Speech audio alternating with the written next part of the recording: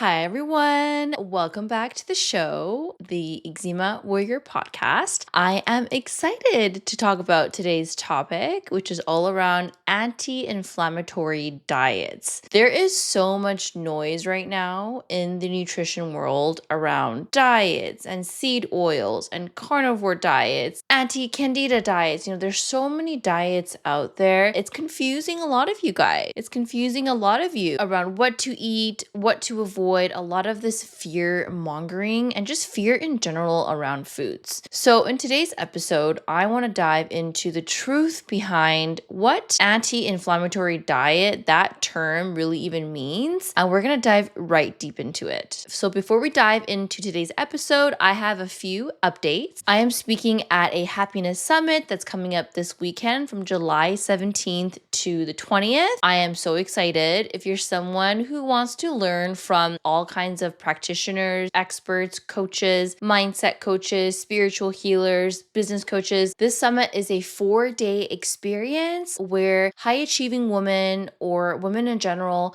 who want to learn happiness tools and hacks to actually break free from stress, find happiness and joy in their lives, what that would look like. So as a speaker, I will be talking about how focusing on your health and healing inflammation can create that happiness for you. I'll be speaking on Friday, July 18th at 9:30 a.m. PST. And all you have to do is go to the show notes in the link and you can register for this free virtual event. I look forward to seeing you guys there. Another announcement that I have is I recently set up a new service, and this service is a GI map test and interpretation session with me. So GI map test is a comprehensive stool test that looks at your microbiome in detail. It's able to detect any pathogens, imbalances, viruses, your digestive function. It also assesses as well. And this test is really helpful in figuring out exactly what your root causes are. So within this package that you can book with me in the show notes, the stool kit will be directly delivered to your home. And after you have collected your sample and send it back to the lab, we receive your results. Then we book the 60-minute interpretation session. This session will go over your GI map findings in detail from section to section. We'll spend a whole hour discussing your results, what that means for your case.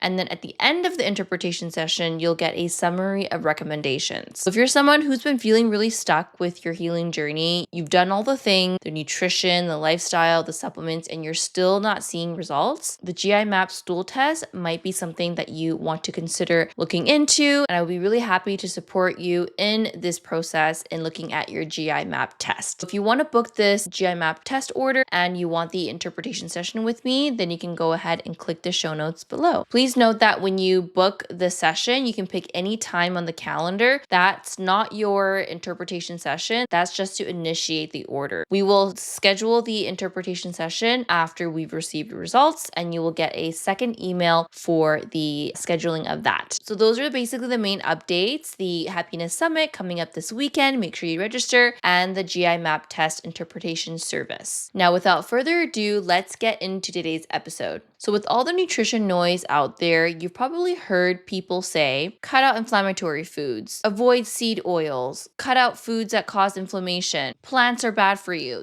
whatever it is that people are talking about, specifically influencers, in regards to nutrition and diet. But no one really explains what the word inflammation even means. And I think we really need to break it down because that will help you in understanding why you might not necessarily need to be on an anti-inflammatory diet, because it really depends on what inflammation is. So let's talk about it. Inflammation, first of all, isn't inherently bad. Your body actually needs some sort of inflammation going on because it's your body's natural defense mechanism. For example, when you get injured and you hit your arm, right? There's going to be inflammation that happens there if you get a bruise, right? And when you have this bruise on your arm, this is when your body sends signals to that area so that it allows that process of healing to happen. If you catch a virus or a cold, your immune system creates acute inflammation, and that is meant to protect you and meant to heal you from that cold or that virus. This is called acute inflammation. So it's happening at the very moment, and your body is sending signals to to the injury, to the bruise, to the cut, so that it can start to heal. Now, the problem with inflammation is that if it becomes chronic, meaning that this inflammation continues even if we've taken away the threat. So even if there's no more cut, as long as you're not like consistently bruising yourself, then,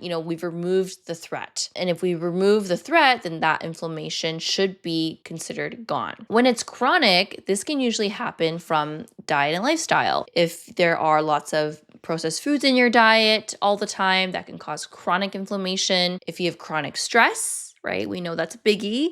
Stress is often chronic because in our society nowadays, we're not taught to manage our stress. We're not taught to regulate our nervous system. So our acute stress becomes chronic. If you have poor sleep, if you're someone that sleeps less than 6 hours, that's actually stress on the body as well. Other form of stress could be gut imbalances. So if you have dysbiosis in the gut, which is the elevated amounts of bad bacteria compared to the good bacteria, that also causes chronic inflammation in the body as well. And then restrictive dieting. If you avoid a lot of foods, if you've been on elimination diets for a long period of time, if you're generally just not getting a diverse amount of foods in your diet and you're actually restricting, that can also create chronic inflammation in the body. So now that you kind of understand that there's a difference between acute inflammation and, more importantly, chronic inflammation, you'll start to realize that a lot of these diets aren't actually helpful for the most part. And it depends on the person as well, because you need to understand what is driving the inflammation in the first place.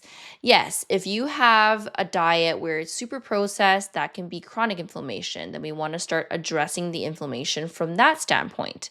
However, if your chronic inflammation is from stress, we're not going to use a specific diet to heal from that, right? You're going to have to regulate your nervous system in order to heal that inflammation. So this is why it's really important to understand what the word inflammation means. And we really shouldn't be throwing around the word inflammation all the time. Because first of all, it makes people fear food and things in their environment because everyone calls everything inflammation, right? Without really understanding what that term means. You've heard of the saying, there's no one size fits all. This also applies to diets. While there are tons of diets out there, there's people that do well on carnivore, there's people that do well on vegan, people that do well when they avoid certain foods, for sure. But that doesn't mean that it's gonna do well for you, because your body is actually unique to somebody else's, right? You have your own genetics, you have your own gut microbiome, you have a whole different lifestyle, living environment, nutrition, trauma, medical history that shapes you as a person. This is why two people can eat the exact same thing and have two very different outcomes. I'm sure a lot of you have a friend or you know someone who can just eat whatever he or she wants and they're skinny as a stick, their skin is super soft and clear, they don't have any symptoms. Okay, that is going to be their genes